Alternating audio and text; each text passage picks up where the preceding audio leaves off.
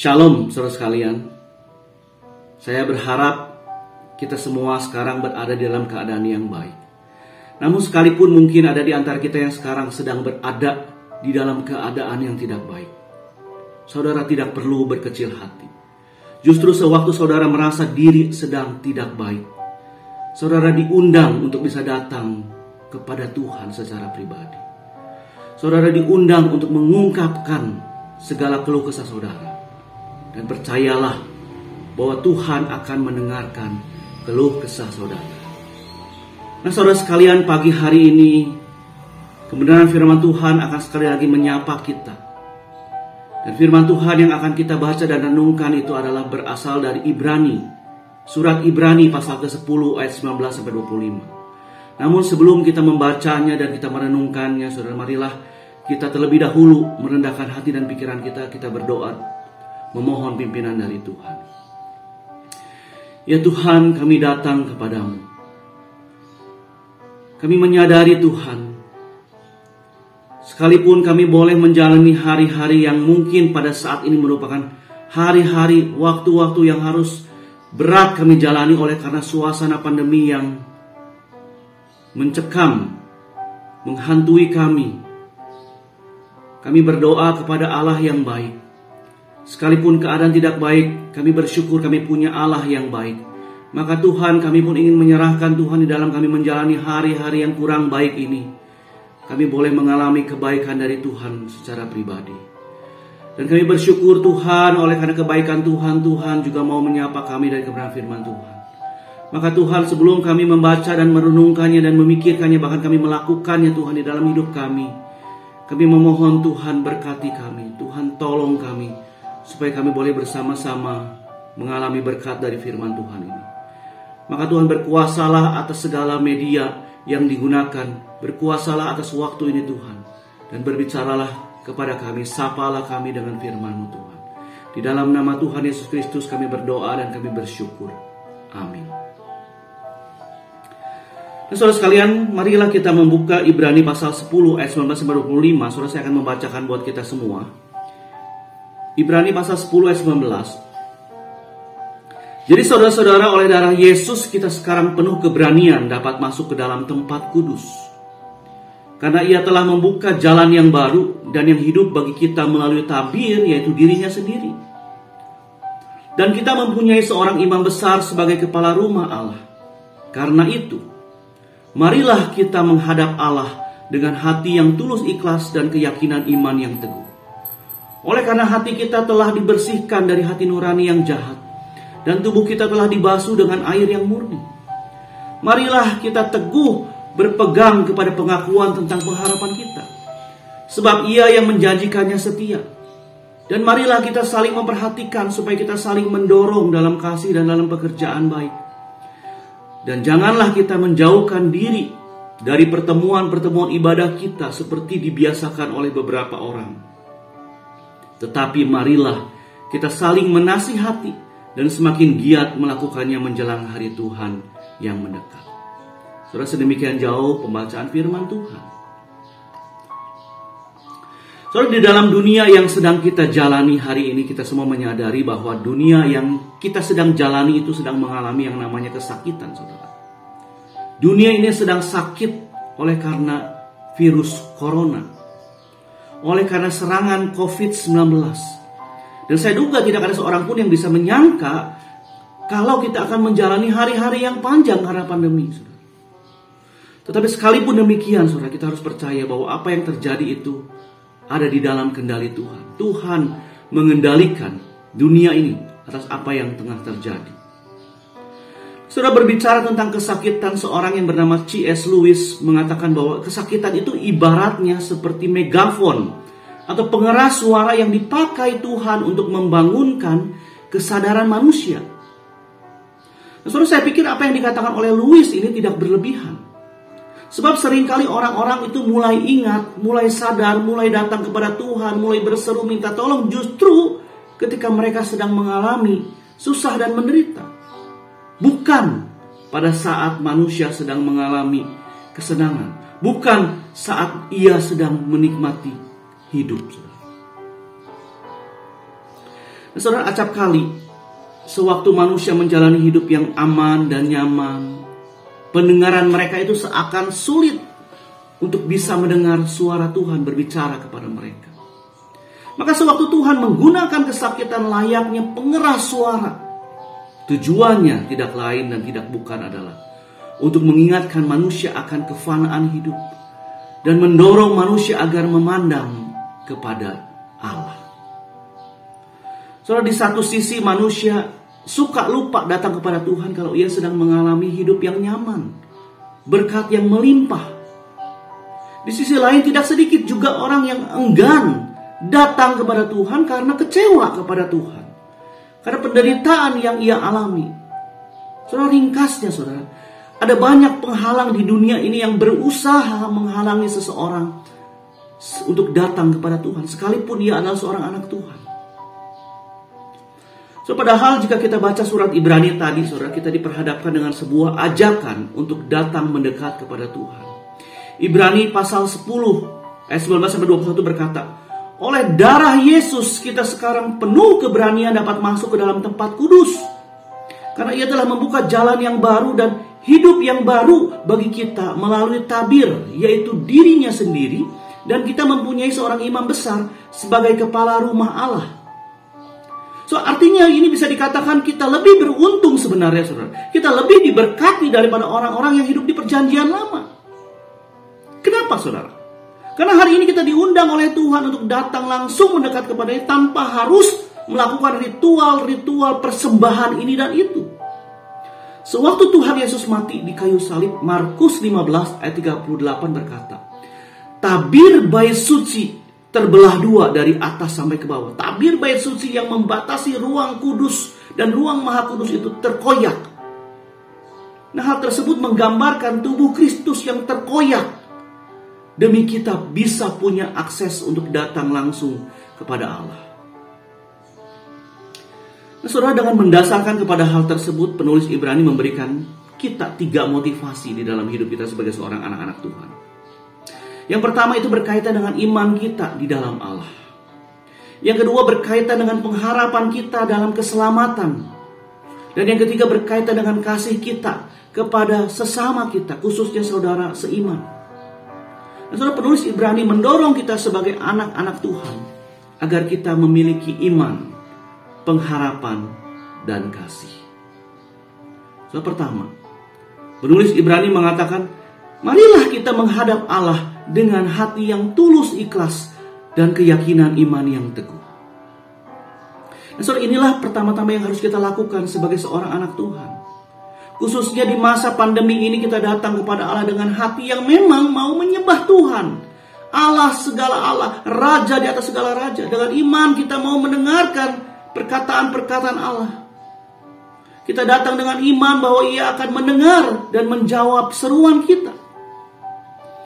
Nah, setiap kita yang sudah dibasuh oleh percikan darah Yesus, dosa-dosanya sudah disucikan dan punya akses langsung datang kepada Allah. Akulah jalan dan kebenaran dan hidup. Tidak ada seorang pun yang dapat datang kepada Bapa kalau tidak melalui aku, kata Yesus. Nah, saudara, maka dari itu saudara jangan sampai saudara karena masalah yang kita hadapi itu membuat kita ragu terhadap kuasa Tuhan. Kita ragu untuk datang kepada Tuhan. Kita ragu terhadap janjinya. Kita ragu terhadap pertolongannya, saudara. Kita harus tetap datang dengan iman yang tulus, teguh, dan tidak ditumpangi oleh perasaan-perasaan yang keliru tentang Tuhan. Oleh sebab itu yang kedua, maka penulis Ibrani juga mendorong kita di ayat berikutnya, marilah kita teguh berpegang kepada pengakuan tentang pengharapan kita, sebab Ia yang menjanjikannya setia. So, kita didorong untuk memegang teguh iman kita. Kita dipanggil untuk menggantungkan pengharapan-pengharapan kita kepada Allah yang sudah menyelamatkan kita.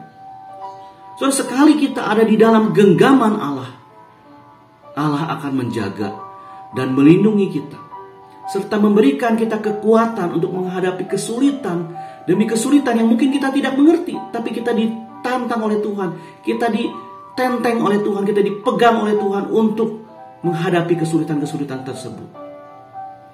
Kita berada di dalam genggaman yang tepat. So, di masa pandemi seperti sekarang ini, orang-orang Kristen dipanggil untuk bergantung kepada Tuhan. Dan dipanggil untuk terus berharap bahwa Tuhan akan mengakhiri masa-masa yang sulit yang kita alami.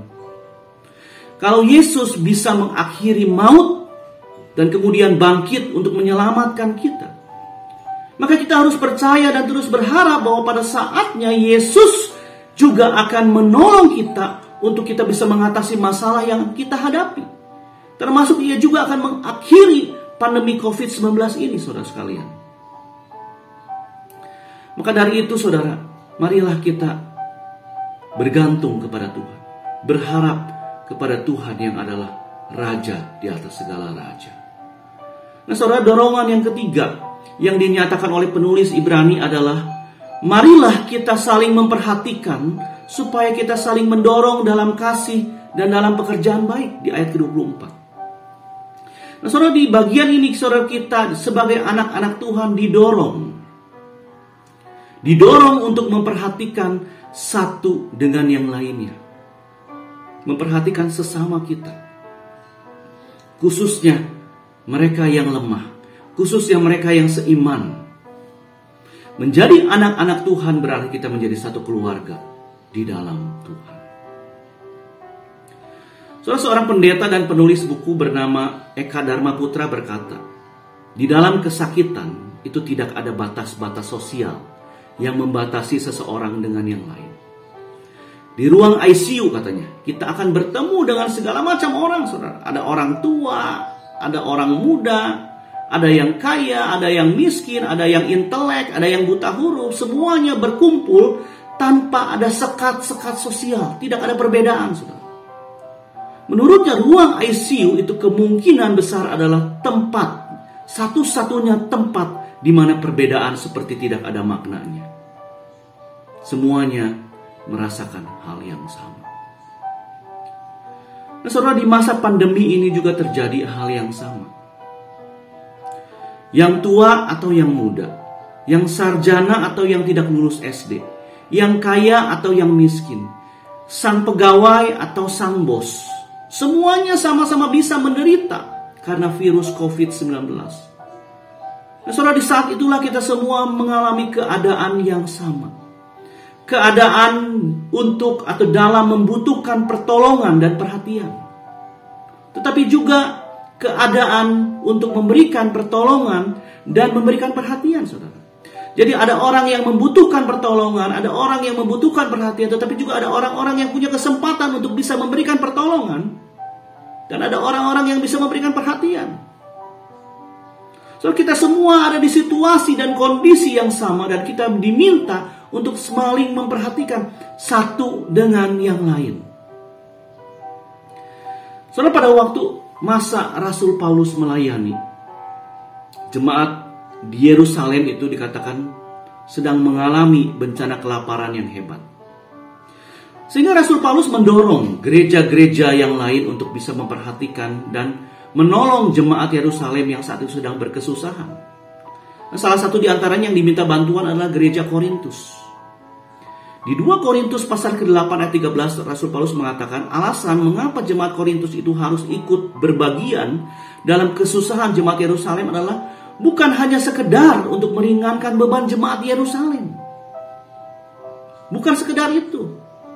Tetapi supaya terjadi keseimbangan. So, dengan kata lain, setiap kita yang hidup sebagai anak-anak Tuhan tentunya ada yang mengalami berkat Tuhan yang melimpah. Tetapi juga ada yang Tuhan izinkan mengalami kesusahan, kesulitan hidup.